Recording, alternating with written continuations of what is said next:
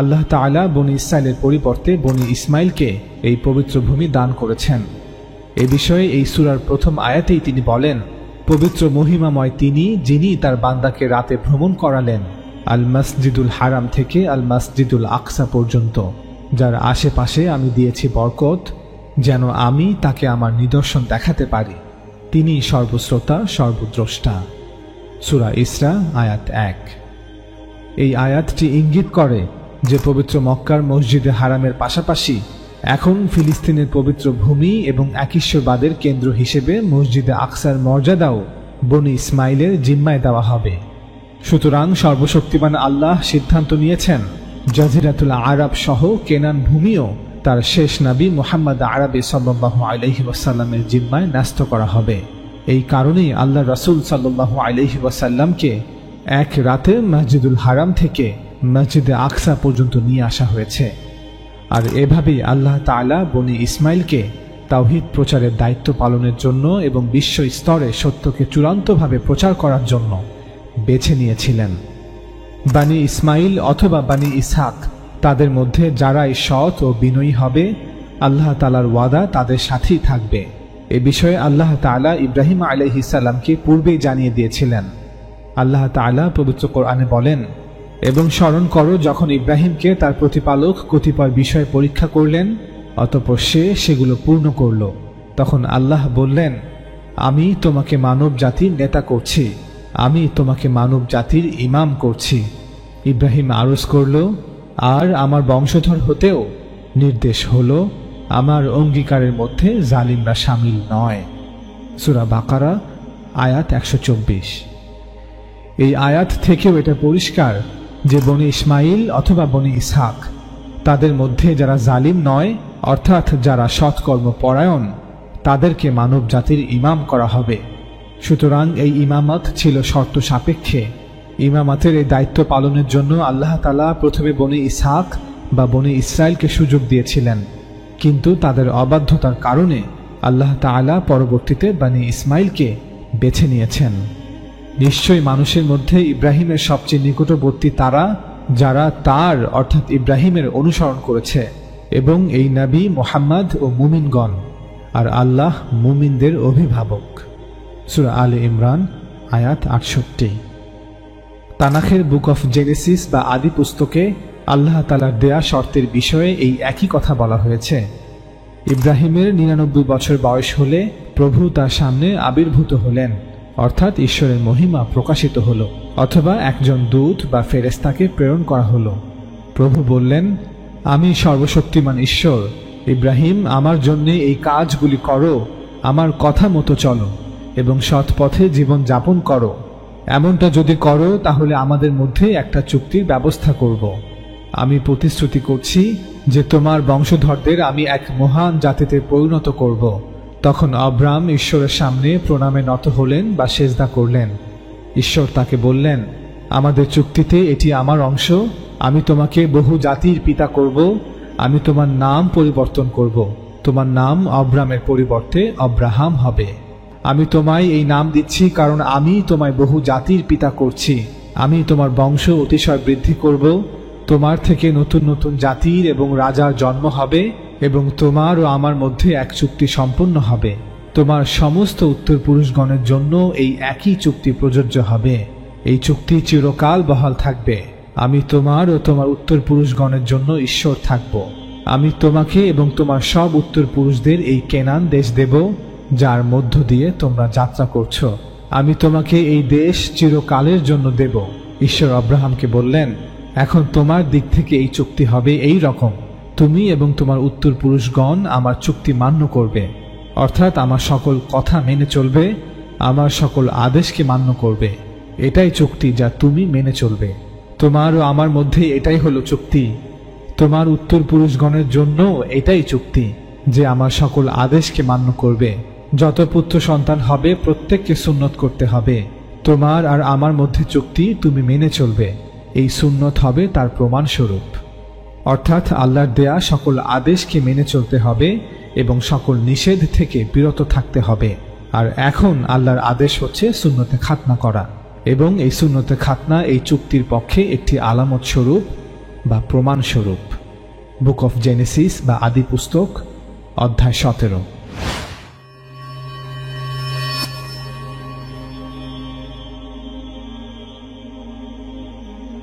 আল্লাহ তাআলা সূরা আম্বিয়ার 105 নং আয়াতে স্পষ্ট করে জানিয়ে দিয়েছেন যে জেরুজালেম ভূমি বনী ইসরায়েলকে কখনোই নিঃশর্তভাবে দেয়া হয়নি। তিনি বলেন, মূসাকে তাওরাত দেওয়ার পর আমি দাউদের উপর নাজিলকৃত জাবুরে লিখে দিয়েছিলাম যে আমার সৎকর্মপরায়ণ বান্দাগণই এই ভূমির অর্থাৎ এই পবিত্র ভূমির উত্তরাধিকার লাভ করবে।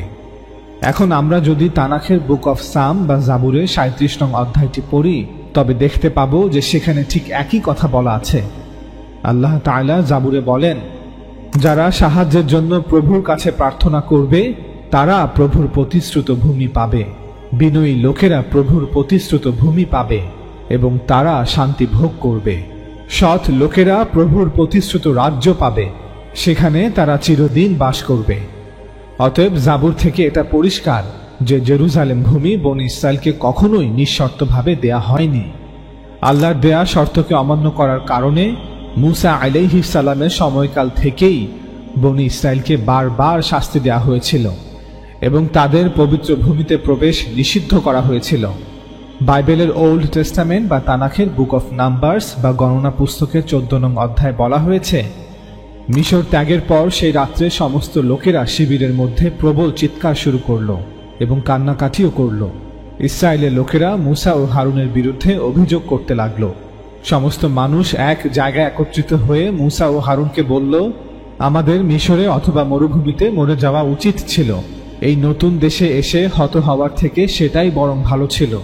যুদ্ধে হত হওয়ার জন্যই কি প্রভু আমাদের এই নতুন দেশে নিয়ে এলেন? শত্রুরা আমাদের হত্যা করবে এবং আমাদের স্ত্রী ও সন্তানদের নিয়ে যাবে। মিশরে ফিরে যাওয়াই কি আমাদের পক্ষে ভালো নয়? তখন লোকেরা নিজেদের মধ্যে আলোচনা করে বলল, এখন আমরা একজন নতুন নেতাকে নির্বাচন করব এবং মিশরে ফিরে যাব। মূসা এবং হারুন সেখানে ইসরায়েলের সমবেত সকলের সামনে মাটিতে উবুর হয়ে পড়লেন।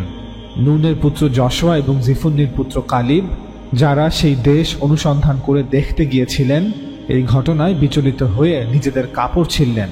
সেখানে ইসরায়েলের সমস্ত লোকের সামনে ওই দুজন বলল, আমরা যে দেশটি দেখেছি সেটি খুবই ভালো। প্রভু যদি আমাদের উপর খুশি হয়ে থাকেন তাহলে তিনিই আমাদের নেতৃত্ব দিয়ে ওই জায়গায় নিয়ে যাবেন এবং প্রভু আমাদের সেই সমৃদ্ধ এবং উর্বর দেশটি দিয়ে দেবেন। সুতরাং প্রভুর বিরুদ্ধে যেও না, ওই দেশের লোকদের ভয় পেও না, আমরা তাদের সহজেই পরাস্ত করব। তারা আর সুরক্ষিত নয়, তা তাদের থেকে সরিয়ে দেওয়া হয়েছে, কিন্তু আমাদের সঙ্গে প্রভু আছেন, সুতরাং ভয় পেও না। সকলেই যখন যশোয়া এবং কালিবকে পাথর দিয়ে হত্যা করার কথা বলছিল, সেই সময় সমাগম তাঁবুর উপরে তখনই প্রভুর মহিমা প্রকাশিত হলো এবং সকলেই সেটা দেখতে পেল। প্রভু মূসাকে তখনই বললেন, এই সব লোকেরা আর কতদিন আমার বিরুদ্ধাচারণ করবে? তাদের মধ্যে আমি যেসব নানা অলৌকিক কাজ করেছি তা দেখা সত্ত্বেও এরা কতদিন আমাকে অবিশ্বাস করবে? আমি তাদের ভয়ঙ্করভাবে অসুস্থ করে দিয়ে হত্যা করব। আমি তাদের ধ্বংস করব এবং তোমাকে এদের চেয়ে বৃহৎ এবং বলবান জাতিতে পরিণত করব।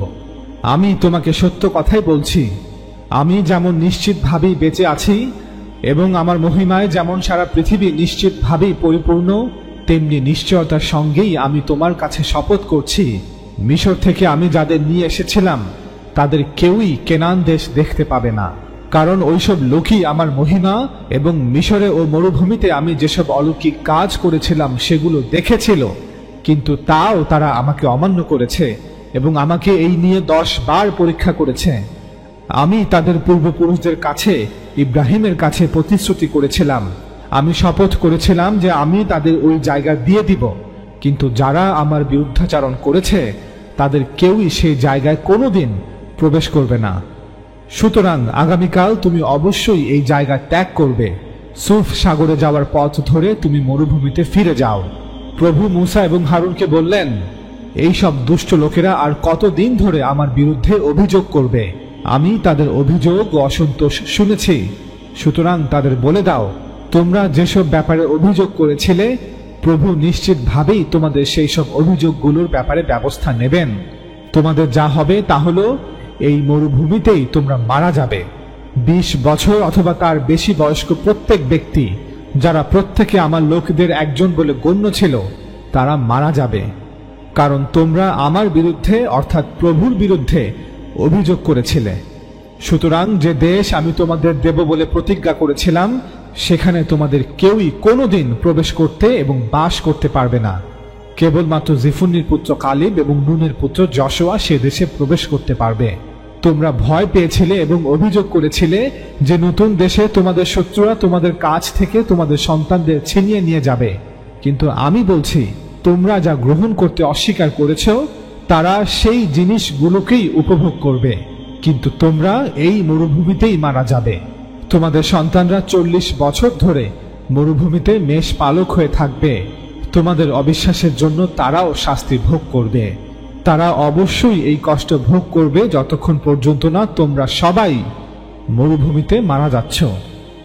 তোমরা সকলে 40 বছর ধরে তোমাদের পাপের জন্য শাস্তি ভোগ করবে। তখন তোমরা বুঝতে পারবে আমি তোমাদের বিরুদ্ধে গেলে কি হতে পারে। আমি প্রভু এবং আমি শপথ করছি, এই মন্দ লোকেরা যারা একত্রে আমার বিরুদ্ধাচরণ করেছে, তাদের বিরুদ্ধে আমি এই কাজগুলো করব। তারা সকলেই এই মরুভূমিতে মারা যাবে।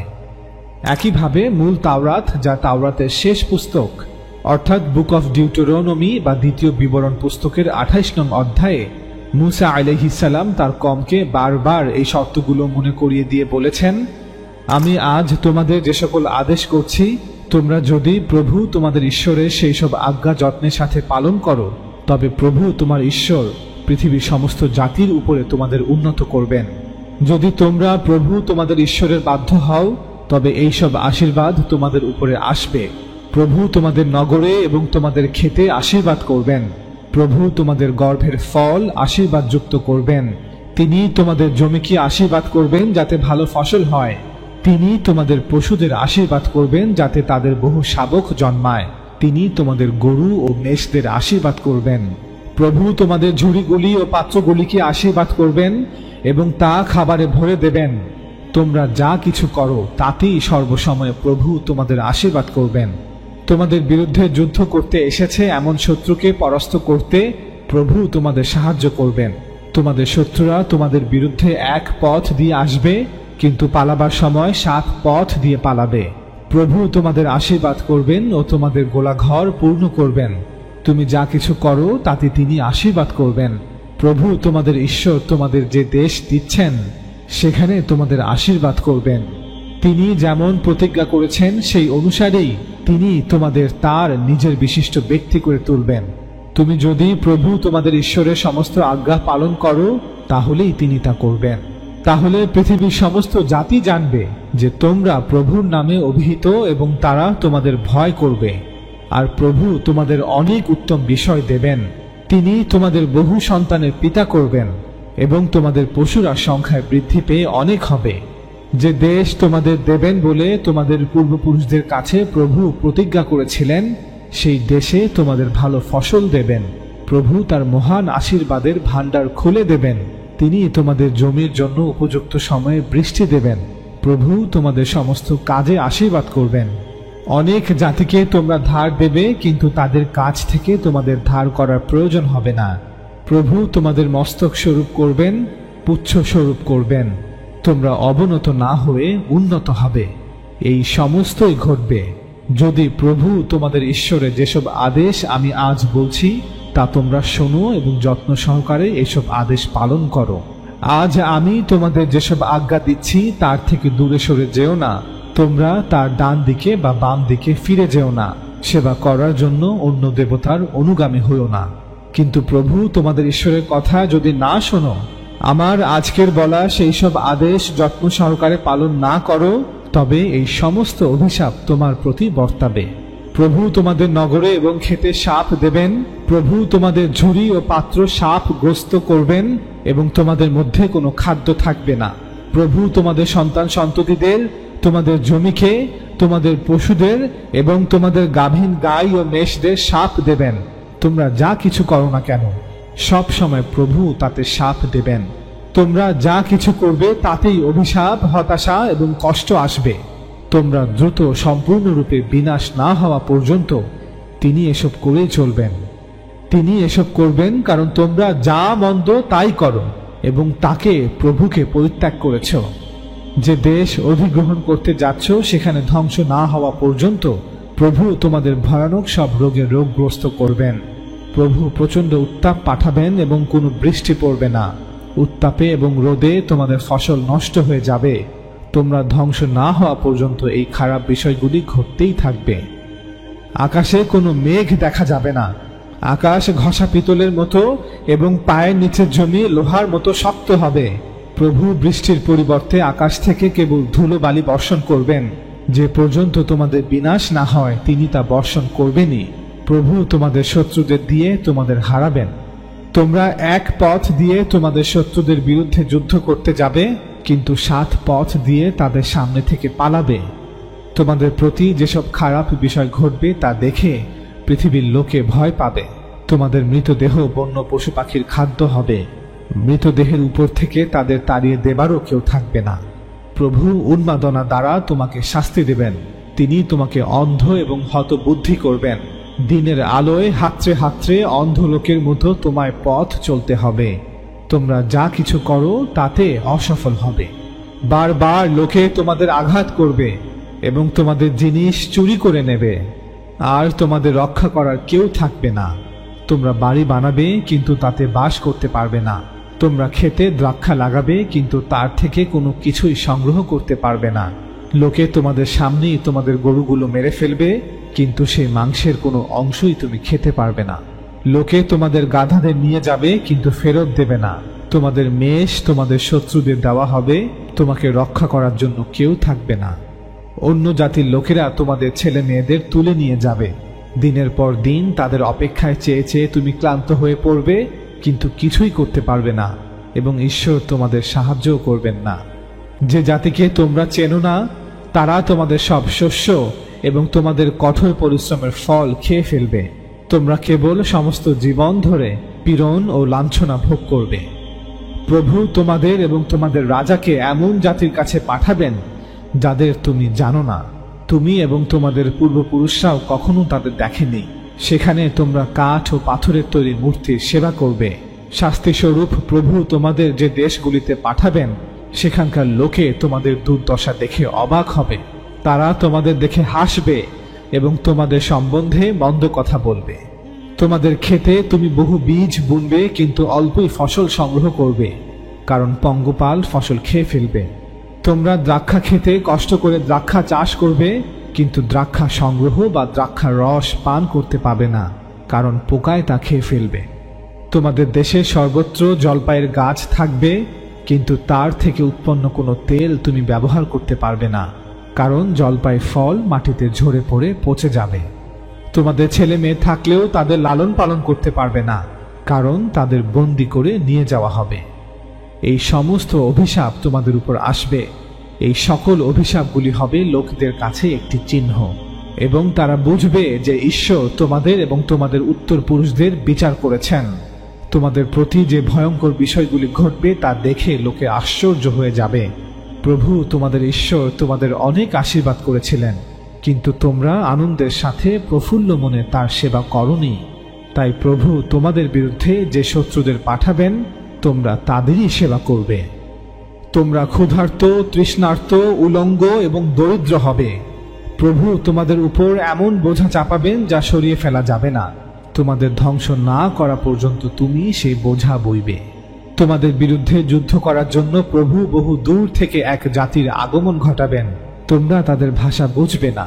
ঈগল পাখি যেমন আকাশ থেকে নেমে আসে তেমনি দ্রুত তারা আসবে। সেই সব লোক নিষ্ঠুর হবে। তারা বৃদ্ধদের বিষয়ে কোনো চিন্তা করবে না এবং শিশুদের প্রতিও কোনো দয়া করবে না। তারা তোমাদের শস্য, দ্রাক্ষারস, তেল, গরু, মেষ ও ছাগলের কিছুই ছেড়ে যাবে না। তোমাদের ধ্বংস না করা পর্যন্ত তারা তোমাদের সর্বস্ব নিয়ে যাবে। সেই জাতি তোমাদের নগরের চারদিক ঘিরে তোমাদের আক্রমণ করবে। তোমরা কি মনে করেছ নগরের চারিধারে শক্ত উঁচু প্রাচীর তোমাদের রক্ষা করবে? প্রভু তোমাদের ঈশ্বরের দেওয়া সেই দেশের সর্বত্র সমস্ত নগরগুলি শত্রুরা আক্রমণ করবে। এই কিতাবে লেখা সমস্ত আজ্ঞা ও শিক্ষা তুমি অবশ্যই পালন করো। এবং তুমি অবশ্যই প্রভু তোমার ঈশ্বরের গৌরবান্বিত এবং ভয়ানক নামকে সম্মান করো। যদি তোমরা তা পালন না করো তবে প্রভু তোমাদের এবং তোমাদের উত্তরপুরুষদের অনেক অসুবিধায় ফেলবেন। তোমরা বিপদের মধ্যে বাস করবে এবং দিনে কি রাতে সব সময় ভয়ে ভয়ে থাকবে। জীবন সম্বন্ধে তোমাদের কোনো নিশ্চয়তা বোধ থাকবে না। সকালে তুমি বলবে হায় কখন সন্ধ্যা হবে, আর সন্ধ্যা হলে বলবে হায় কখন সকাল হবে। একইভাবে বুক অফ ডিউটোরোনমি বা দ্বিতীয় বিবরণ পুস্তকের 29 নং অধ্যায়ে মুসা আলাইহিস সালাম তার কওমকে বলেছেন, কোনো ব্যক্তি এই সমস্ত অভিশাপের কথা শুনেও নিজের মনকে সন্তুষ্ট করতে বলতে পারে যে আমি যা চাই তাই করব, খারাপ কিছুই আমার প্রতি ঘটবে না। এই ধরনের লোক যে কেবল তার নিজের প্রতি অমঙ্গল ডেকে আনবে না তা নয়, এমনকি ভালো লোকেদের প্রতিও তা ডেকে আনবে। প্রভু সেই ব্যক্তিকে ক্ষমা করবেন না। প্রভু সেই ব্যক্তির প্রতি ক্রুদ্ধ ও বিরক্ত হবেন এবং তাকে শাস্তি দেবেন। প্রভু সেই ব্যক্তিকে ইসরায়েলের সমস্ত পরিবার গোষ্ঠী থেকে পৃথক করবেন। প্রভু তাকে সম্পূর্ণরূপে ধ্বংস করবেন। এই কিতাবে লেখা সমস্ত অমঙ্গল তার উপর আসবে। ব্যবস্থার পুস্তকে অভিশাপ সম্পর্কে লিখিত চুক্তি অনুসারেই আসবে। ভবিষ্যতে তোমাদের উত্তর পুরুষেরা ও দূর দেশের বিদেশিরা দেখবে কিভাবে এই দেশ ধ্বংস হয়েছে।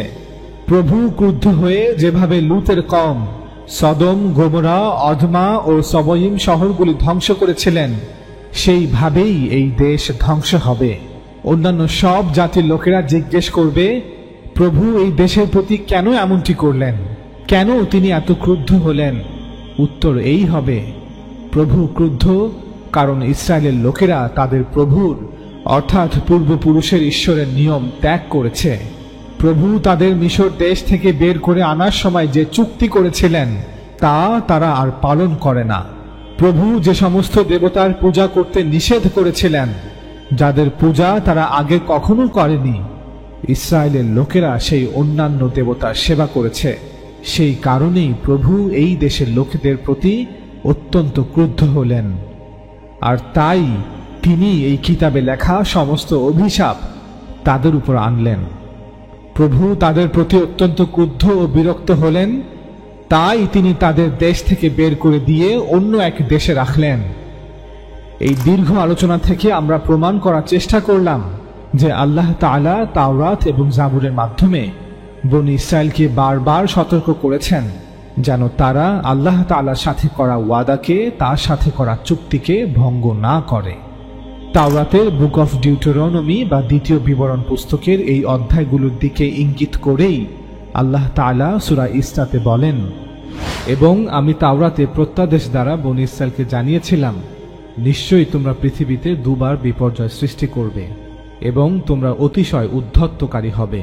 অতঃপর যখন দুটির মধ্যে প্রথমটির সময় এসে উপস্থিত হলো, তখন আমি তোমাদের বিরুদ্ধে পাঠিয়েছিলাম যুদ্ধে অত্যন্ত শক্তিশালী আমার বান্দাদেরকে। অতঃপর তারা ঘরে ঘরে প্রবেশ করে ধ্বংসযজ্ঞ চালিয়েছিল, আর এটা ছিল এমন প্রতিশ্রুতি যা কার্যকর হওয়ারই ছিল। তারপর আমি তাদের বিরুদ্ধে তোমাদের জন্য পালা ঘুরিয়েছিলাম, ধন সম্পদ ও সন্তান সন্ততি দিয়ে তোমাদেরকে মদত করলাম এবং জনবলে তোমাদেরকে সংখ্যাধিক্যে পরিণত করলাম। তোমরা যদি ভালো করো তবে নিজেদের জন্যই ভালো করবে, এবং যদি মন্দ করো তবে তা নিজেদের জন্যই।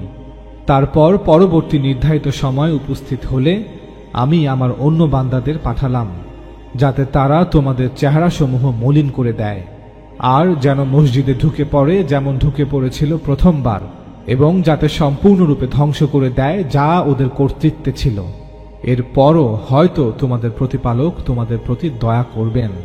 কিন্তু যদি তোমরা তোমাদের পূর্বকৃত পাপের পুনরাবৃত্তি করো তবে আমিও পূর্বে দেয়া শাস্তির পুনরাবৃত্তি করব। ঈমান প্রত্যাখ্যানকারীদের জন্য আমি জাহান্নামকে কারাগার বানিয়ে রেখেছি। সূরা ইসরা আয়াত 4 থেকে 8।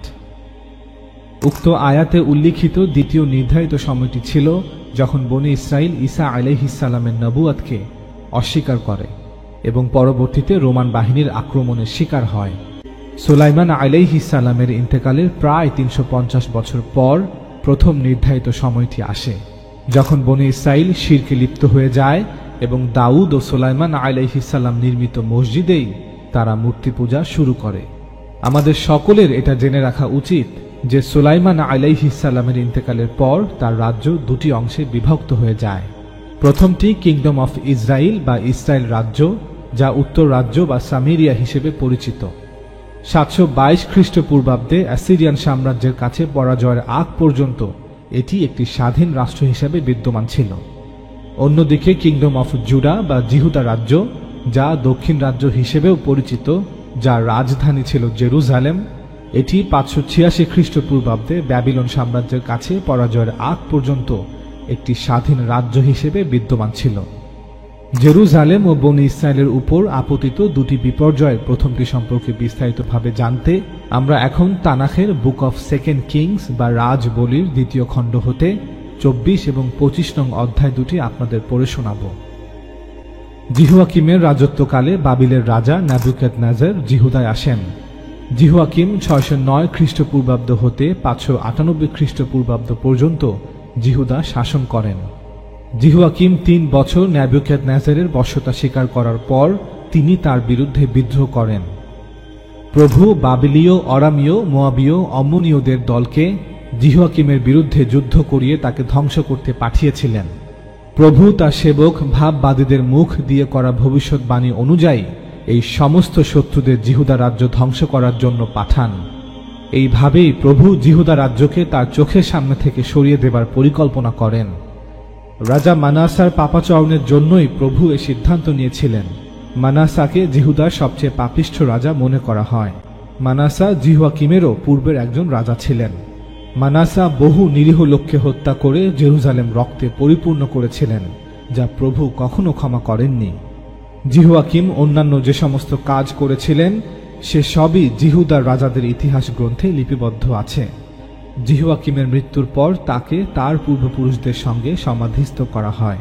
তারপরে তার পুত্র জিহুয়াখিন 598 খ্রিস্টপূর্বাব্দে নতুন রাজা হলেন। এদিকে বাবিল রাজ নেবুকাদনেজার মিশরের খাড়ি থেকে শুরু করে ফুরাত নদী পর্যন্ত সমস্ত অঞ্চল দখল করায় মিশর রাজ তার দেশ ছেড়ে আর বেরোনোর চেষ্টাই করেননি। এই সমস্ত অঞ্চলই আগে তার শাসনাধীন ছিল। জিহুয়াখিন 18 বছর বয়সে রাজা হবার পর মাত্র 3 মাস জেরুজালেম রাজত্ব করেছিলেন। তার মা ছিলেন জেরুজালেমের ইলনাথের কন্যা নহুষ্টা। জিহুয়াখিন তার পিতার মতোই প্রভু যে সমস্ত কাজ করতে বারণ করেছিলেন সেই সব কাজ করেছিলেন। সেই সময় নেবুকাদনেজারের সেনাপতিরা এসে চারপাশ থেকে জেরুজালেম শহর ঘিরে ফেলেছিলেন। তারপর নেবুকাদনেজার স্বয়ং শহরে আসেন। জিহুদার রাজা জিহুয়াখিন তার মা, সেনাপতিদের, নেতাদের ও আধিকারিকদের সকলকে নিয়ে তার সঙ্গে দেখা করতে গেলে বাবিল রাজ তাকে বন্দী করেন। নেবুকাদনেজারের শাসনকালের 8ম বছরে এই ঘটনা ঘটেছিল। নেবুকাদনেজার জেরুজালেমের প্রভুর মন্দির ও রাজপ্রাসাদ থেকে সমস্ত সম্পদ অপহরণ করে নিয়ে যান। রাজা সুলাইমান প্রভুর মন্দিরে যে সমস্ত সোনার থালা বসিয়েছিলেন, প্রভুর ভবিষ্যৎবাণী অনুযায়ী নেবুকাদনেজার মন্দির থেকে এসে সমস্ত থালা খুলে নিয়ে গিয়েছিলেন। নেবুকাদনেজার নেতা ও ধনী লোক সহ জেরুজালেম থেকে 10,000 ব্যক্তিকে বন্দী করে নিয়ে যান। নবী ইজিকেল আলাইহিস সালাম এই বন্দীদের মধ্যে একজন ছিলেন। হতদরিদ্র লোক ছাড়া কারিগর থেকে শ্রমিক সমস্ত লোককেই তিনি বন্দী করে নিয়ে যান। রাজা জিহুয়াখিন ও তার মা, স্ত্রীদের, আধিকারিক ও প্রতিপত্তিশালী ব্যক্তিদের বন্দী করে বাবিলে নিয়ে গিয়েছিলেন। মোট 7,000 দক্ষ সৈনিক ও 1,000 কুশলী কারিগরকে বাবিল রাজ নেবুকাদনেজার বাবিলে বন্দী করে নিয়ে যান। তবে নেবুকাদনেজার তখন পর্যন্ত জেরুজালেম শহর ও সুলাইমান নির্মিত মসজিদ ধ্বংস করার সিদ্ধান্ত নেয়নি। বাবিল রাজ নেবুকাদনেজার জিহুয়াখিনের কাকা মত্তনিয়ের নাম পাল্টে সিদিকিও রেখে তাকে জিহুদার রাজা করেছিলেন। সিদিকিও 21 বছর বয়সে রাজা হয়ে 11 বছর অর্থাৎ 586 খ্রিস্টপূর্বাব্দ পর্যন্ত জেরুজালেম হতে জিহুদা রাজত্ব করেন। তার মা ছিলেন লিবনার জিরমিয়ের কন্যা হমুটল। জিহুয়াখিনের মতোই সিদিকিও প্রভু যা কিছু করতে বারণ করেছিলেন সে সমস্ত কাজই করেছিলেন। জেরুজালেম ও জিহুদার উপর প্রভু এত রুদ্ধ হয়েছিলেন যে প্রভু এই দুই দেশকে তার চোখের সামনে থেকে মুছে ফেলেন। এক পর্যায়ে জিহুদার রাজ সিদিকিও বাবিল রাজের কর্তৃত্ব অস্বীকার করেছিলেন। তাই 589 খ্রিস্টপূর্বাব্দে বাবিল রাজ নেবুকাদনেজার তার সমস্ত সেনাবাহিনী নিয়ে জেরুজালেমের বিরুদ্ধে যুদ্ধ করতে এলেন। সিদিকীয় রাজত্বকালের ৯ম বছরের ১০ম মাসের ১০ম দিনে এই ঘটনা ঘটেছিল। জেরুজালেমে শহরে যাতায়াত বন্ধ করতে নেবুকাদনেজার শহরের চারপাশে তার সেনাবাহিনী মোতায়েন করে একটা দেওয়াল বানিয়ে শহরটা অবরোধ করেছিলেন। এইভাবে তার সেনাবাহিনী সিদিকীয় রাজত্বের ১১ বছর পর্যন্ত জেরুজালেম ঘিরে রেখেছিল। এদিকে শহরের ভেতরে খাদ্যাভাব উত্তরোত্তর বৃদ্ধি পাচ্ছিল। চতুর্থ মাসের ৯মতম দিনের পর থেকে শহরে সাধারণ মানুষের খাবার মতো এক কণা খাবারও আর অবশিষ্ট ছিল না। শেষ পর্যন্ত নেবুকাদনেজারের সেনাবাহিনী শহরের প্রাচীর ভেঙে ভেতরে ঢুকে পড়লে সে রাতেই বাগানের গুপ্ত পথে ফাঁপা দেওয়ালের মধ্য দিয়ে রাজা সিদিকীয় ও তার সেনাবাহিনীর লোকরা পালিয়ে যায়। যদিও শত্রুপক্ষের সেনাবাহিনী সারা শহর ঘিরে রেখেছিল, কিন্তু তবুও সিদিকীয় ও তার পার্শ্বচররা মরুভূমির পথে পালিয়ে যেতে সক্ষম হন। কিন্তু বাবিলের সেনাবাহিনী তাদের ধাওয়া করে জিরিহোর কাছে রাজা সিদিকীয়কে বন্দী করে। সিদিকীয়র সমস্ত সেনা তাকে একলা ফেলে রেখে পালিয়ে যায়। বাবিলীয়রা তাকে বন্দী করে বাবিলে রাজার কাছে নিয়ে যায়। তারা সিদিকীয়র সামনেই তার ৪ পুত্রকে হত্যা করে। তার চোখ গেলে দিয়ে শিকল পরিয়ে তাকে বাবিলে নিয়ে গিয়েছিল। নেবুকাদনেজারের বাবিল শাসনের ১৯ বছরের ৫ম মাসের ৭ম দিনে নেবুসারদান জেরুজালেমে আসেন। নেবুসারদান ছিলেন নেবুকাদনেজারের সর্বাপেক্ষা রণকুশলী সৈন্যদের সেনাপতি। তিনি সুলাইমান নির্মিত প্রভুর মন্দির এবং রাজপ্রাসাদ পুড়িয়ে ফেললেন। তিনি ছোট বড় সমস্ত ঘর বাড়িও ধ্বংস করে দিয়েছিলেন। এরপর নেবুকাদনেজারের সৈন্যবাহিনীর সেনারা জেরুজালেমের চারপাশের প্রাচীর ভেঙে ফেলে। অবশিষ্ট যে কজন লোক তখন পড়েছিল তাদেরকেও বন্দী করে নিয়ে যায়। এমনকি যে সমস্ত লোক আত্মসমর্পণ করতে চেয়েছিল তাদেরকেও রেহাই দেওয়া হয়নি। নেবুসারদান একমাত্র দিন দরিদ্র লোকদের দ্রাক্ষা ক্ষেত ও শস্য ক্ষেতের দেখাশোনা করার জন্য ফেলে রেখে গিয়েছিলেন। বাবিলীয় সেনাবাহিনী প্রভুর মন্দিরের পিতলের সমস্ত জিনিসপত্র ভেঙে টুকরো টুকরো করে। পিতলের জলাশয় সেই ঠেলা গাড়িটাও কিছুই তারা ভাঙতে বাকি রাখেনি। তারপর সেই পিতলের ভাঙা টুকরোগুলো তারা বাবিলে নিয়ে যায়। গাছের টব, কোদাল, বাতিদানের শিখা উস্কানোর যন্ত্র থেকে শুরু করে পিতলের থালা, চামচ, কড়াই, পাত্র, সোনা ও রূপোর সমস্ত জিনিসপত্রই নেবুসারদান সঙ্গে করে নিয়ে যান। বাবিল রাজ নেবুকাদনেজার কিছু লোককে জিহুদা রেখে গিয়েছিলেন। তিনি শাফনের পৌত্র অহিকামের পুত্র গদলিসকে এই সমস্ত লোকদের শাসন করার জন্য গভর্নর হিসেবে জিহুদায় বসিয়ে যান। জেরুজালেমে যখন এ সকল কিছু ঘটছিল তখন ইজিকিল আলাইহিস সালাম প্রায় ১২ বছর ধরে একজন বন্দী হিসেবে ব্যাবিলনে নির্বাসন জীবন যাপন করছেন। এ বিষয়ে আরও জানতে চলুন এবার বুক অফ ইজিকিল বা জিহিজকেল ভাববাদীর পুস্তক হতে ৩৩ নং অধ্যায়টি আপনাদের পড়ে শোনাই। আমি প্রথম দফা জেরুজালেম আক্রমণের পর বাবিলে নির্বাসনে ছিলাম। প্রভুর বাক্য আমার কাছে এলো। তিনি বললেন, মনুষ্য সন্তান, বনি ইসরায়েলের লোকদের কাছে এই কথা বলো, আমি এই দেশের বিরুদ্ধে যুদ্ধ করার জন্য শত্রু সেনা আনলে লোকে প্রহরী হিসেবে একজনকে মনোনীত করবে। শত্রু আসতে দেখলে সেই প্রহরী শিঙা বাজিয়ে লোকদের সাবধান করবে। কিন্তু সেই সাবধান বাণী শুনে যদি কেউ তা অগ্রাহ্য করে তবে সৈন্যরা তাদের বন্দী করে নিয়ে যাবে, আর সেই মানুষটি নিজে তার মৃত্যুর জন্য দায়ী হবে। সে শিঙার আওয়াজ শুনেও তা উপেক্ষা করেছিল, তাই তার মৃত্যুর জন্য তাকেই দায়ী করা হবে। কিন্তু সে যদি সেই সাবধান বাণীর দিকে মনোযোগ দিত তবে তার জীবন বাঁচাতে পারত। অর্থাৎ নবী রাসূলুল্লাহ সাবধান করার পরও যদি বনি ইসরাইল সাবধান না হয় তবে তাদের ধ্বংসের জন্য তারাই দায়ী থাকবে। কিন্তু এও হতে পারে যে প্রহরীটি শত্রু সৈন্য দেখেও শিঙা বাজায়নি, সেই প্রহরীটি লোকদের সাবধান করে দেয়নি। সৈন্যরা যদি লোকদের বন্দী করে নিয়ে যায় তাহলে সেটা তাদের পাপের কারণেই হবে, কিন্তু সেক্ষেত্রে তাদের মৃত্যুর জন্য প্রহরী দায়ী হবে। অর্থাৎ নবী রাসূলরা দায়িত্বপ্রাপ্ত হয়েও বনি ইসরায়েলকে সাবধান না করলে তাদের ধ্বংসের জন্য বনি ইসরায়েল কওমের পাশাপাশি সেই নবী বা রাসূলও দায়ী থাকবেন। এখন হে মনুষ্য সন্তান, ইজিকেল ইসরায়েল পরিবারের এই সর্বনাশের পর তাদের জন্য প্রহরী হিসেবে আমি তোমাকেই মনোনীত করছি। তুমি যদি আমার মুখ থেকে কোনো বার্তা শোনো তবে আমার হয়ে লোকদের সতর্ক করো। আমি হয়তো তোমায় বলবো এই মন্দ লোকরা মরবে, তখন তুমি অবশ্যই সেই ব্যক্তিকে সাবধান করবে।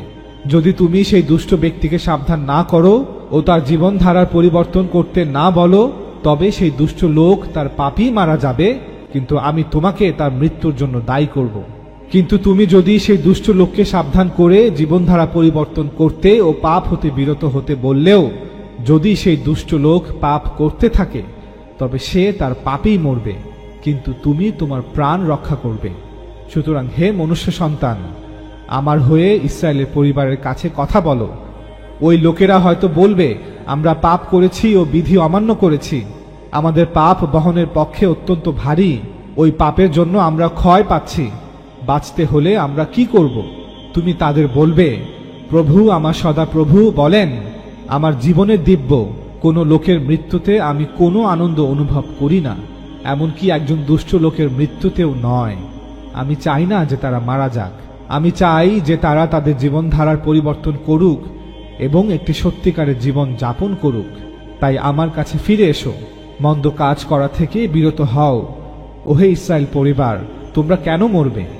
মনুষ্য সন্তান, তোমার লোকদের বলো, অতীতে কোনো মানুষ যদি ভালো কাজ করে থাকে, তবে পরে সে মন্দ হলেও, পাপ করতে শুরু করলেও অতীতে সে ভালো কাজ তাকে রক্ষা করবে না। কিন্তু যদি কোনো মানুষ মন্দ হতে ফেরে, তবে অতীতের করা মন্দ কাজ তাকে ধ্বংস করবে না। সুতরাং মনে রেখো, পাপ করতে শুরু করলে অতীতের কৃত ভালো কাজ কাউকে রক্ষা করবে না।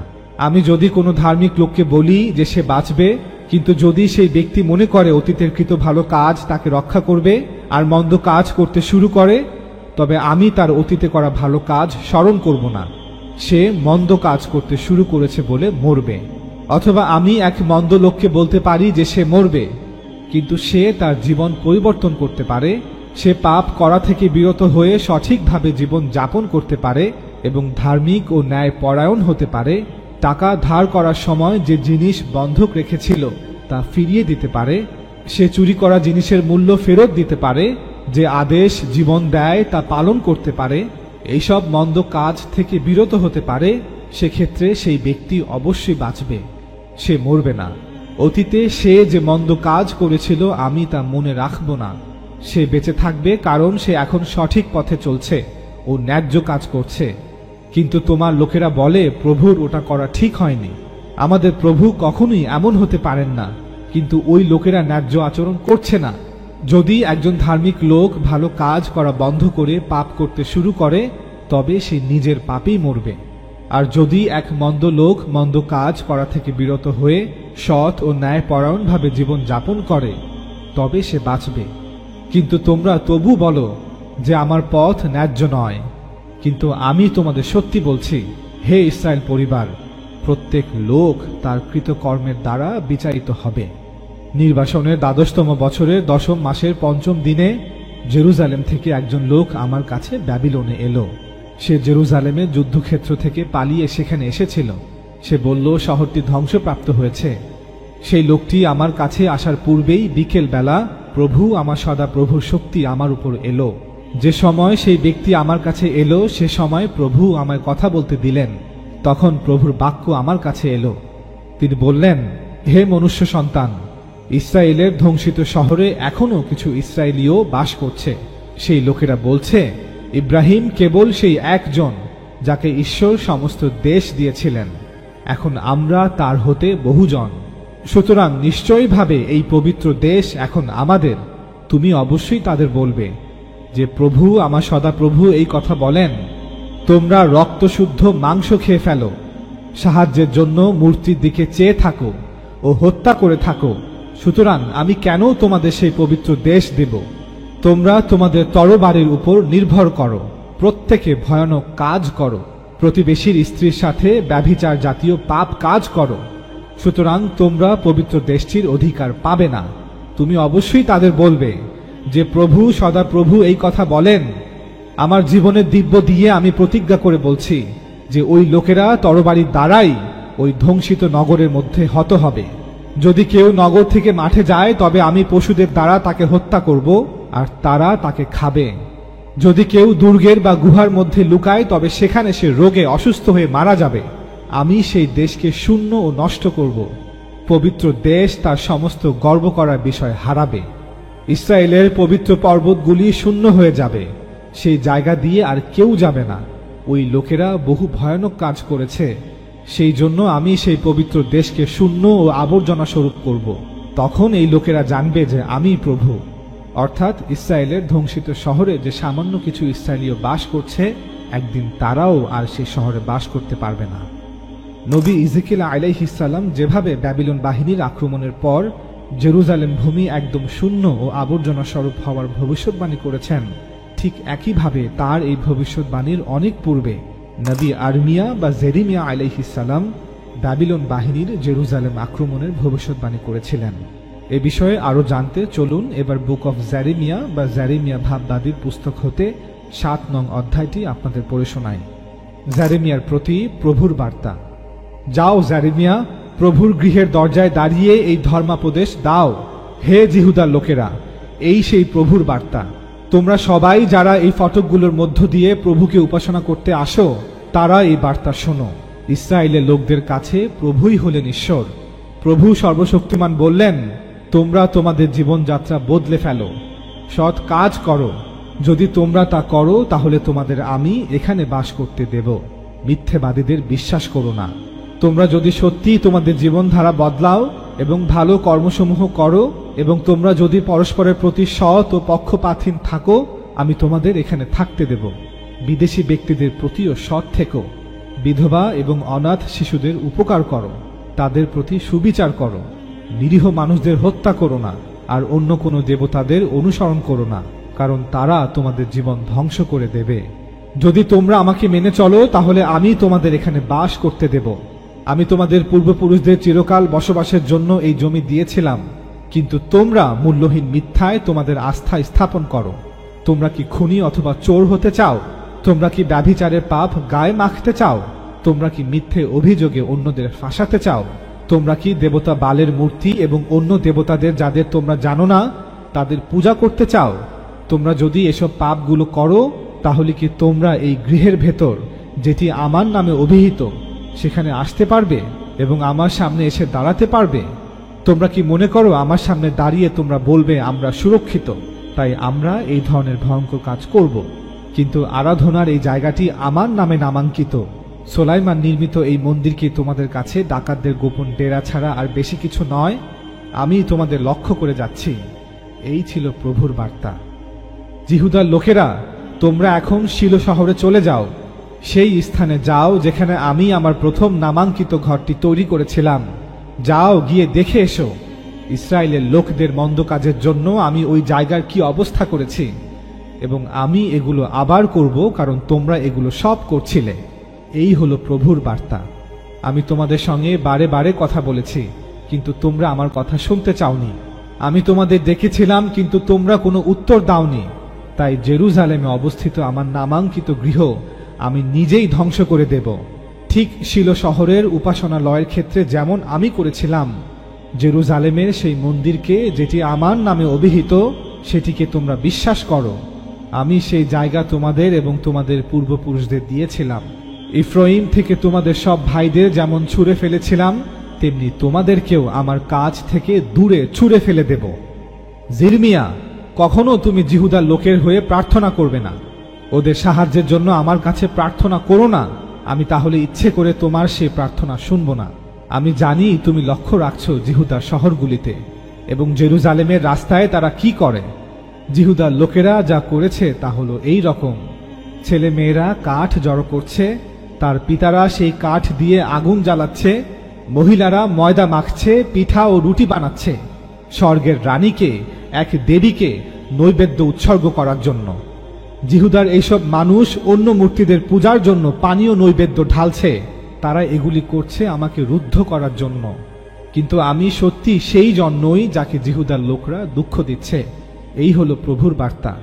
তারা প্রকৃতপক্ষে নিজেদেরই আঘাত করছে, নিজেদেরই ক্ষতি করছে, নিজেদের লজ্জায় ফেলছে। তাই প্রভু বললেন, আমি আমার রোধ, আমার ক্রোধ এই জায়গার বিরুদ্ধে দেখাবো। এখানকার প্রত্যেক মানুষ এবং পশুকে শাস্তি দেব, শাস্তি দেব গাছ এবং ক্ষেতের শস্যকে। আমার রোধ হবে তপ্ত আগুনের মতো, যা নেভাবার ক্ষমতা কারো নেই। ইসরায়েলের ঈশ্বর প্রভু সর্বশক্তিমান বললেন, যাও, তোমরা যত খুশি চাও হোম বলি উৎসর্গ করো, কুরবানি করো, যত খুশি ওই কুরবানির মাংস খাও। হোম বলি হচ্ছে পশু কুরবানির পর তা পুড়িয়ে ফেলা। আমি মিশর থেকে তোমাদের পূর্বপুরুষদের নিয়ে এসেছিলাম। আমি তাদের সঙ্গে কথা বলেছিলাম, কিন্তু তাদের হোম বলি বা উৎসর্গের আদেশ দেইনি। আমি শুধু তাদের এই আদেশ দিয়েছিলাম যে আমাকে মান্য করো এবং আমিই তোমাদের ঈশ্বর হব, এবং তোমরা হবে আমার লোক। আমার আদেশ পালন করো এবং তোমাদের ভালো হবে। কিন্তু তোমাদের পূর্বপুরুষরা আমার কথা শোনেনি, তারা আমার প্রতি একেবারেই মনোযোগ দেয়নি। তারা ছিল একঘুয়ে, জেদি, সুতরাং তারা যা খুশি তাই করেছিল। তারা কখনোই ভালো হয়নি। তারা আরো শয়তান হয়ে সামনের দিকে না হেঁটে পেছনের দিকে হেঁটেছিল। তোমাদের পূর্বপুরুষরা মিশর ছেড়ে যাবার দিন থেকে এখন পর্যন্ত আমি তোমাদের কাছে আমার ভৃত্যদের, আমার বান্দাদের পাঠিয়েছিলাম। আমার ভৃত্যরা হলো ভাববাদীরা, নবী রাসূলরা। আমি তাদের বারবার তোমাদের কাছে পাঠিয়েছি, কিন্তু তোমাদের পূর্বপুরুষরা আমার কথা শোনেনি। আমার কথায় মনোযোগ দেবার জন্য তাদের কান পাতেনি। জেদের বশে তারা তাদের পিতাদের চেয়েও আরো বেশি অসৎ কাজ করেছে। জিরমিয়া, তুমি জিহুদার লোকদের এই কথাগুলি বলবে, কিন্তু তারা তোমার কথা শুনবে না। তুমি তাদের ডাকলে তারা উত্তর দেবে না।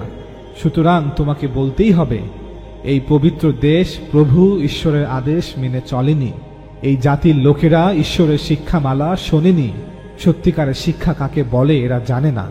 জিরমিয়া, তুমি তোমার চুল কেটে ফেলো এবং তা ছুঁড়ে ফেলে দাও। তারপর অনাবৃত পাহাড়ের চূড়ায় ওঠো এবং আর্তনাদ করে কাঁদো, কারণ প্রভু এই প্রজন্মের লোকদের প্রত্যাখ্যান করেছেন এবং এদের দিক থেকে মুখ ফিরিয়ে নিয়েছেন। প্রচণ্ড রুদ্ধ হয়ে তিনি তাদের শাস্তি দেবেন। তুমি এগুলো করো, কারণ আমি দেখেছি যে জিহুদার লোকেরা শয়তানি কাজ করেই চলেছে। এই হলো প্রভুর বার্তা। তারা তাদের মূর্তি প্রতিষ্ঠা করেছে এবং আমি সেই সব মূর্তিদের ঘৃণা করি। তারা আমার নামাঙ্কিত মন্দিরে এই মূর্তিগুলি প্রতিষ্ঠা করেছে। তারা আমার গৃহ অপবিত্র করেছে। তারা বেন হিন্নম উপত্যকায় তোফত নামক সুউচ্চ স্থান নির্মাণ করেছে। এইসব জায়গায় লোকেরা তাদের নিজেদের ছেলে মেয়েদের হত্যা করছে। তারা তাদের সন্তানদের হোম বলি হিসেবে উৎসর্গ করেছে। কিন্তু আমি তাদের এই দুষ্ট কাজ করতে আদেশ দেইনি। তাই আমি তোমাদের সতর্ক করে দিচ্ছি, এমন দিন আসছে যেদিন লোকেরা এই জায়গাকে তোফত বা বেন হিন্নমের উপত্যকা বলে আর ডাকবে না। তারা একে গণহত্যার উপত্যকা বলে ডাকবে। তারা এরকম একটি নামকরণ করবে কারণ তারা তোফতে মৃতদেহ কবর দেবে, যতক্ষণ পর্যন্ত আর কোনো মৃতদেহ কবর দেওয়ার জায়গা না থাকে। মৃতদেহগুলি খোলা আকাশের নিচে পড়ে থাকবে, আর সেই মৃতদেহগুলি ছিঁড়ে খাবে আকাশের শকুন ও বনের পশুরা। ওই শকুন আর পশুদের তারা করার মতো কেউ বেঁচে থাকবে না। আমি জেরুজালেমের রাস্তা থেকে এবং জিহুদার শহরগুলি থেকে সমস্ত সুখ আর আনন্দ কেড়ে নেব। ওই জায়গাগুলিতে আর কখনো বর ও কনের গলা শোনা যাবে না। পবিত্র দেশটি মরুভূমিতে পরিণত হবে। চলুন এবার বুক অফ জেরেমিয়া বা জেরেমিয়া ভাববাদীর পুস্তক হতে 25 নং অধ্যায়টি আপনাদের পড়ে শোনাই। জিহুদার লোকদের সম্বন্ধে জেরেমিয়ার কাছে এই বার্তা এসেছিল। জিহুদার রাজা হিসেবে জিহুয়াকিমের রাজত্বকালের ৪র্থতম বছরে এই বার্তা এসেছিল। জোশিজের পুত্র জিহুয়াকিমের রাজত্বকালের ৪র্থতম বছর ছিল বাবিলের রাজা নেবুকাদনেজারের রাজত্বকালের প্রথম বছর। প্রভুর এই বার্তা ভাববাদী জিরমিয়া জিহুদা ও জেরুজালেমের সমস্ত মানুষকে শুনিয়েছিল। বিগত 23 বছর ধরে আমি জেরমিয়া বারবার তোমাদের কাছে প্রভুর বাণী দিয়ে এসেছি, কিন্তু তোমরা কেউ তা শোনোনি। প্রভু তার ভৃত্যদের ও ভাববাদীদের বারবার পাঠানো সত্ত্বেও তারা কি বলেছিল তা শোনোনি এবং তাদের দিকে মনোযোগ দাওনি। এই ভাববাদীরা বলেছিল, তোমাদের জীবনযাত্রা বদলাও এবং খারাপ কাজ করা বন্ধ করো।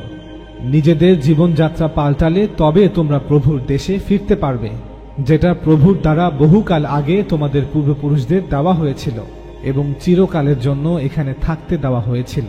অন্য দেবতাদের অনুসরণ করো না। মানুষের তৈরি মূর্তিগুলোর পুজো অথবা সেবা করো না। যদি তা করো তাহলে আমি রুদ্ধ হব, আর আমার রোধ তোমাদেরই ক্ষতি করবে। কিন্তু তোমরা আমার কথা শোনোনি। ওই মূর্তিদের পূজা করে তোমরা আমাকে রুদ্ধ করেছ এবং সেটা তোমাদেরই ক্ষতি করেছে। এই হলো প্রভুর বার্তা। প্রভু সর্বশক্তিমান যা বলেন তা হলো, তোমরা আমার কথা শোনোনি, তাই শীঘ্রই উত্তরের সমস্ত পরিবার গোষ্ঠীকে এবং বাবিলের রাজা নেবুকাদনেজারকে জিহুদার লোকদের বিরুদ্ধে পাঠাবো। নেবুকাদনেজার হলো আমার অনুচর। আমি তাদের জিহুদার চারপাশে সমস্ত জাতির বিরুদ্ধে আনব। আমি জিহুদা ও তার চারপাশে সমস্ত দেশগুলিকে ধ্বংস করব এবং তাদের একটি চিরকালীন শূন্য মরুভূমিতে পরিণত করব। মানুষ শীষ দিতে দিতে দেখবে কিভাবে সেই সব দেশ ধ্বংস হবে।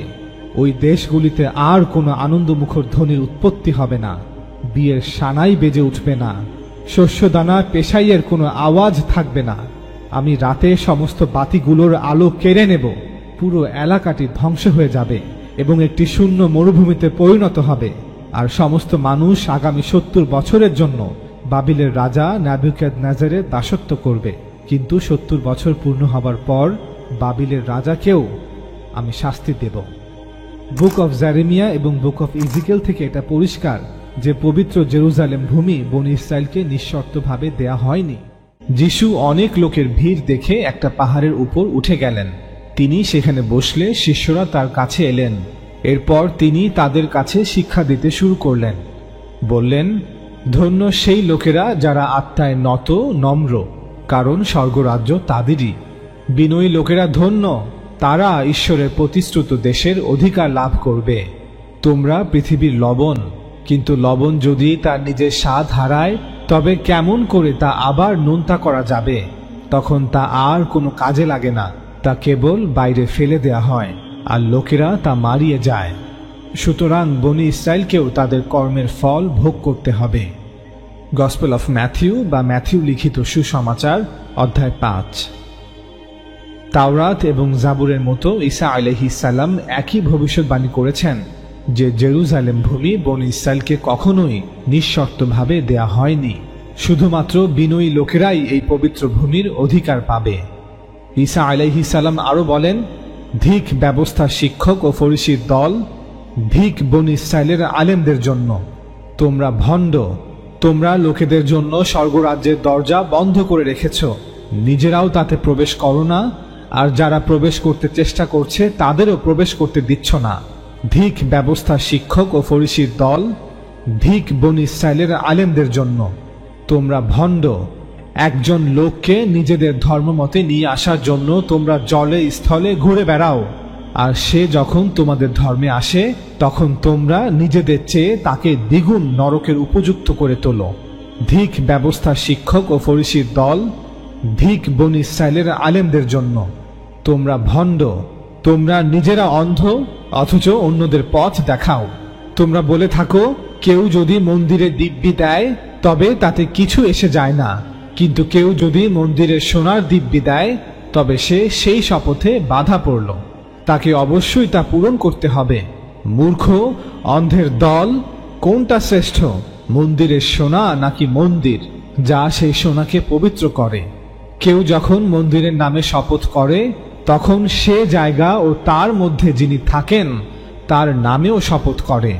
আর যদি কোনো লোক স্বর্গের নামে শপথ করে তখন সে ঈশ্বরের সিংহাসন ও যিনি সেই সিংহাসনে বসে আছেন তার নামেও শপথ করে। ধিক ব্যবস্থার শিক্ষক ও ফরিসির দল, ধিক বনী ইসরায়েলের আলেমদের জন্য, তোমরা ভণ্ড। তোমরা পুদিনা, মৌরি ও জিরার 10 ভাগের 1 ভাগ ঈশ্বরকে দিয়ে থাকো, অথচ ন্যায়, দয়া ও বিশ্বস্ততা, কিতাবের এই বিশেষ গুরুত্বপূর্ণ শিক্ষা অবহেলা করে থাকো। আগের ওই বিষয়গুলি পালন করার সঙ্গে সঙ্গে পরের এই বিষয়গুলি পালন করাও তোমাদের উচিত।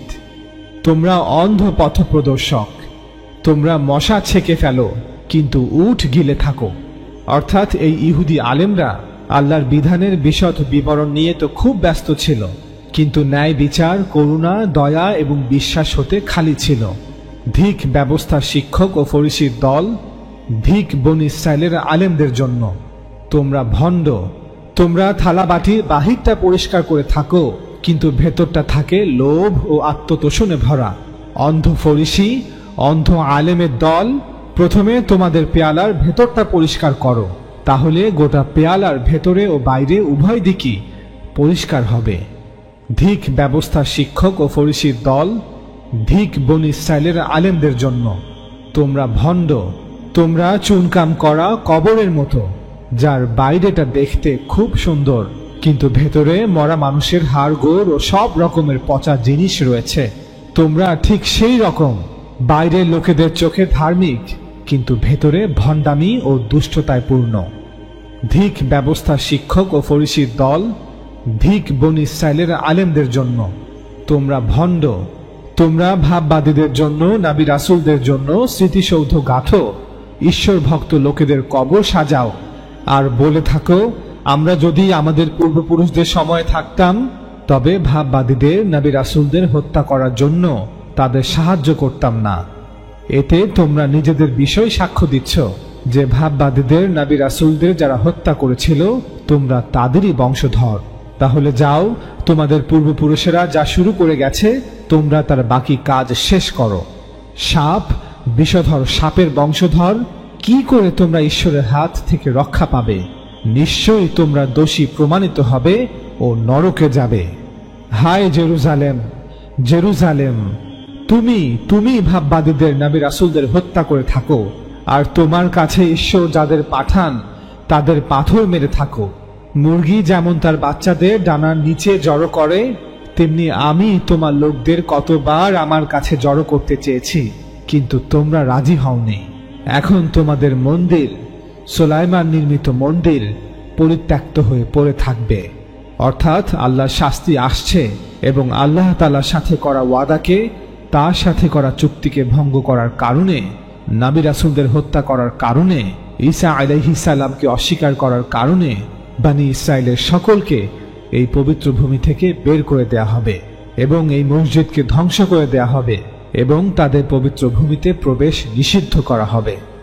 গসপেল অফ ম্যাথিউ বা ম্যাথিউ লিখিত সুসমাচার, অধ্যায় 23। যিশু যখন সুলাইমানের মন্দির থেকে বের হয়ে যাচ্ছিলেন, সেই সময় শিষ্যদের মধ্যে একজন তাকে বললেন, হে শিক্ষক, দেখুন কত চমৎকার বিশাল বিশাল পাথর ও কত সুন্দর দালান।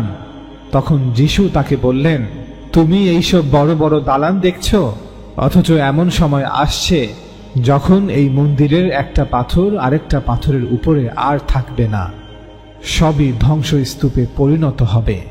পরে যিশু মন্দিরের সামনে জাইতুন পর্বতমালায় বসলে পিতর, যাকব, জন এবং আন্দ্রিয় তাকে একা পেয়ে জিজ্ঞাসা করলেন, হে শিক্ষক, আমাদের বলুন দেখি, আপনি যা যা বললেন এই সমস্ত ঘটনা কখন ঘটবে, আর কি চিহ্ন দেখি বা আমরা বুঝতে পারবো যে এই সমস্ত ঘটনা ঘটতে চলেছে?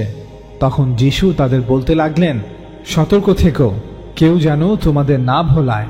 সেদিন অনেকে আমার নাম নিয়ে আসবে এবং বলবে, আমিই তিনি, আমি যিশু, এবং তারা আরো অনেকের মন ভোলাবে। কিন্তু তোমরা যখন যুদ্ধের কথা ও যুদ্ধের জনরব শুনবে তখন অস্থির হয়ে যেও না, এটা ঘটবেই। আমি যা যা বলেছি তা ঘটবেই, কিন্তু তখনও শেষ নয়। আমি তোমাদের সত্যি বলছি, সমস্ত ঘটনা না ঘটা পর্যন্ত বনী ইসরাইলের এই প্রজন্মের শেষ হবে না। অর্থাৎ আল্লাহ তাআলার আযাব বনী ইসরাইলের এই প্রজন্মের লোকেদের উপরই আসবে, যারা ঈসা আলাইহিস সালামের নবুয়ত এবং তার রিসালাতকে অস্বীকার করেছে। আকাশ ও পৃথিবীর লোভ হবে, কিন্তু আমার কথা লোভ কখনো হবে না। গসপেল অফ মার্ক বা মার্ক লিখিত সুসমাচার, অধ্যায় 13। ঈসা আলাইহিস সালামের এই উক্তিগুলো থেকে এটা পরিষ্কার যে জেরুজালেম ভূমি বনী ইসরাইলকে কখনোই নিঃশর্তভাবে দেয়া হয়নি, আর এই শর্তভঙ্গের কারণে আল্লাহ তাআলা বনী ইসরাইলকে দ্বিতীয়বারের মতো পবিত্র ভূমি থেকে বহিষ্কার করেন। 70 খ্রিস্টাব্দে সেনাপতি টাইটাসের নেতৃত্বে রোমান বাহিনী জেরুজালেম অবরোধ করে। তারা জেরুজালেম শহর পুরোপুরি ধ্বংস করে দেয়, এর বাসিন্দাদের হত্যা করে এবং পবিত্র ভূমি থেকে অবশিষ্ট ইহুদিদের বহিষ্কার করেন। পবিত্র মসজিদ আবার ধ্বংস হয় এবং রোমান সৈন্যরা সেটাকে ভেঙে টুকরো টুকরো করে, ঠিক যেমনটি ঈসা আলাইহিস সালাম সতর্কবাণী ও ভবিষ্যৎবাণী করেছিলেন যে এই মসজিদের একটি পাথরও অপর পাথরের উপর লেগে থাকবে না, সব কিছু ভেঙে ফেলা হবে।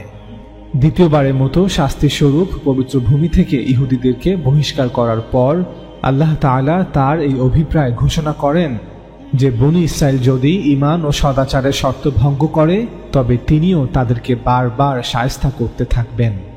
আল্লাহ তাআলা বলেন, তারপর পরবর্তী নির্ধারিত সময় উপস্থিত হলে আমি আমার অন্য বান্দাদের পাঠালাম, যাতে তারা তোমাদের চেহারাসমূহ মলিন করে দেয়, আর যেন মসজিদে ঢুকে পড়ে যেমন ঢুকে পড়েছিল প্রথমবার, এবং যাতে সম্পূর্ণরূপে ধ্বংস করে দেয় যা ওদের কর্তৃত্বে ছিল। রোমান বাহিনীর এই আক্রমণের পর হয়তো তোমাদের প্রতিপালক তোমাদের প্রতি দয়া করবেন, যখন ইসমাইলের বংশের শেষ রাসূলকে প্রেরণ করা হবে কিন্তু যদি তোমরা তোমাদের পূর্বকৃত পাপের পুনরাবৃত্তি করো, ঈসা মাসিহের ন্যায় মুহাম্মদ আরবীর রিসালাতকেও প্রত্যাখ্যান করো, তবে আমিও পূর্বে দেয়া শাস্তির পুনরাবৃত্তি করব। প্রথমবার ছিল ব্যাবিলন বাহিনী, দ্বিতীয়বার ছিল রোমান বাহিনী, আর তৃতীয়বার হবে ভবিষ্যতের কোনো এক বাহিনী। আর আখিরাতে ঈমান প্রত্যাখ্যানকারীদের জন্য আমি জাহান্নামকে কারাগার বানিয়ে রেখেছি। আল্লাহ তাআলা বনী ইসরাইলের পরিবর্তে বনী ইসমাইলকে এই পবিত্র ভূমি দান করেছেন। এ বিষয়ে এই সূরার প্রথম আয়াতেই তিনি বলেন, পবিত্র মহিমাময় তিনি, যিনি তার বান্দাকে রাতে ভ্রমণ করালেন আল মসজিদুল হারাম থেকে আল মসজিদুল আকসা পর্যন্ত, যার আশেপাশে আমি দিয়েছি বরকত, যেন আমি তাকে আমার নিদর্শন দেখাতে পারি। তিনি সর্বশ্রোতা, সর্বদ্রষ্টা। সূরা ইসরা আয়াত 1। এই আয়াতটি ইঙ্গিত করে যে পবিত্র মক্কার মসজিদে হারামের পাশাপাশি এখন ফিলিস্তিনের পবিত্র ভূমি এবং একঈশ্বরবাদের কেন্দ্র হিসেবে মসজিদে আকসার মর্যাদাও বনী ইসমাইলের জিম্মায় দেওয়া হবে। সুতরাং সর্বশক্তিমান আল্লাহ সিদ্ধান্ত নিয়েছেন জাজিরাতুল আরব সহ কেনান ভূমিও তার শেষ নবী মুহাম্মদ আরবী সাল্লাল্লাহু আলাইহি ওয়াসাল্লামের জিম্মায় ন্যস্ত করা হবে। এই কারণেই আল্লাহ রাসূল সাল্লাল্লাহু আলাইহি ওয়াসাল্লামকে এক রাতে মসজিদুল হারাম থেকে মসজিদে আকসা পর্যন্ত নিয়ে আসা হয়েছে। আর এভাবেই আল্লাহ তাআলা বনী ইসমাইলকে তাওহীদ প্রচারের দায়িত্ব পালনের জন্য এবং বিশ্ব স্তরে সত্যকে চূড়ান্তভাবে প্রচার করার জন্য বেছে নিয়েছিলেন। বানি ইসমাইল অথবা বানি ইসহাক, তাদের মধ্যে যারাই সৎ ও বিনয়ী হবে, আল্লাহ তাআলার ওয়াদা তাদের সাথেই থাকবে। এ বিষয়ে আল্লাহ তাআলা ইব্রাহিম আলাইহিস সালামকে পূর্বেই জানিয়ে দিয়েছিলেন। আল্লাহ তাআলা পবিত্র কোরআনে বলেন, এবং স্মরণ করো যখন ইব্রাহিমকে তার প্রতিপালক কতিপয় বিষয়ে পরীক্ষা করলেন, অতঃপর সে সেগুলো পূর্ণ করল। তখন আল্লাহ বললেন, আমি তোমাকে মানব জাতির নেতা করছি, আমি তোমাকে মানব জাতির ইমাম করছি। ইব্রাহিম আরজ করল, আর আমার বংশধর হতেও নির্দেশ হল, আমার অঙ্গীকারের মধ্যে জালিমরা শামিল নয়। সূরা বাকারা আয়াত 124। এই আয়াত থেকেও এটা পরিষ্কার যে বনী ইসমাইল অথবা বনী ইসহাক, তাদের মধ্যে যারা জালিম নয়, অর্থাৎ যারা সৎকর্ম পরায়ণ, তাদেরকে মানব জাতির ইমাম করা হবে। সুতরাং এই ইমামত ছিল শর্ত সাপেক্ষে। ইমামতের এই দায়িত্ব পালনের জন্য আল্লাহ তাআলা প্রথমে বনী ইসহাক বা বনী ইসরাইলকে সুযোগ দিয়েছিলেন, কিন্তু তাদের অবাধ্যতার কারণে আল্লাহ তাআলা পরবর্তীতে বনী ইসমাইলকে বেছে নিয়েছেন। নিশ্চয়ই মানুষের মধ্যে ইব্রাহিমের সবচেয়ে নিকটবর্তী তারা, যারা তার অর্থাৎ ইব্রাহিমের অনুসরণ করেছে, এবং এই নবী মুহাম্মদ ও মুমিনগণ, আর আল্লাহ মুমিনদের অভিভাবক। সূরা আলে ইমরান আয়াত 68। তানাখের বুক অফ জেনেসিস বা আদি পুস্তকে আল্লাহ তাআলার দেয়া শর্তের বিষয়ে এই একই কথা বলা হয়েছে। ইব্রাহিমের 99 বছর বয়স হলে প্রভু তার সামনে আবির্ভূত হলেন, অর্থাৎ ঈশ্বরের মহিমা প্রকাশিত হল, অথবা একজন দূত বা ফেরেশতাকে প্রেরণ করা হলো। প্রভু বললেন, আমি সর্বশক্তিমান ঈশ্বর, ইব্রাহিম, আমার জন্য এই কাজগুলি করো, আমার কথা মতো চলো এবং সৎ পথে জীবন যাপন করো। এমনটা যদি করো তাহলে আমাদের মধ্যে একটা চুক্তির ব্যবস্থা করব। আমি প্রতিশ্রুতি করছি যে তোমার বংশধরদের আমি এক মহান জাতিতে পরিণত করব। তখন আব্রাম ঈশ্বরের সামনে প্রণামে নত হলেন বা সেজদা করলেন। ঈশ্বর তাকে বললেন, আমাদের চুক্তিতে এটি আমার অংশ। আমি তোমাকে বহু জাতির পিতা করব, আমি তোমার নাম পরিবর্তন করব, তোমার নাম আব্রামের পরিবর্তে আব্রাহাম হবে। আমি তোমায় এই নাম দিচ্ছি কারণ আমি তোমায় বহু জাতির পিতা করছি। আমি তোমার বংশ অতিশয় বৃদ্ধি করব, তোমার থেকে নতুন নতুন জাতির এবং রাজার জন্ম হবে, এবং তোমার ও আমার মধ্যে এক চুক্তি সম্পন্ন হবে। তোমার সমস্ত উত্তর পুরুষগণের জন্য এই একই চুক্তি প্রযোজ্য হবে। এই চুক্তি চিরকাল বহাল থাকবে। আমি তোমার ও তোমার উত্তর পুরুষগণের জন্য ঈশ্বর থাকব। আমি তোমাকে এবং তোমার সব উত্তর পুরুষদের এই কেনান দেশ দেব, যার মধ্য দিয়ে তোমরা যাত্রা করছো। আমি তোমাকে এই দেশ চিরকালের জন্য দেব। ঈশ্বর আব্রাহামকে বললেন, এখন তোমার দিক থেকে এই চুক্তি হবে এই রকম, তুমি এবং তোমার উত্তর পুরুষগণ আমার চুক্তি মান্য করবে, অর্থাৎ আমার সকল কথা মেনে চলবে, আমার সকল আদেশকে মান্য করবে। এটাই চুক্তি যা তুমি মেনে চলবে। তোমার ও আমার মধ্যে এটাই হলো চুক্তি। তোমার উত্তর পুরুষগণের জন্য এটাই চুক্তি, যে আমার সকল আদেশকে মান্য করবে। যত পুত্র সন্তান হবে প্রত্যেককে সুন্নত করতে হবে। তোমার আর আমার মধ্যে চুক্তি, তুমি মেনে চলবে। এই সুন্নত হবে তার প্রমাণস্বরূপ।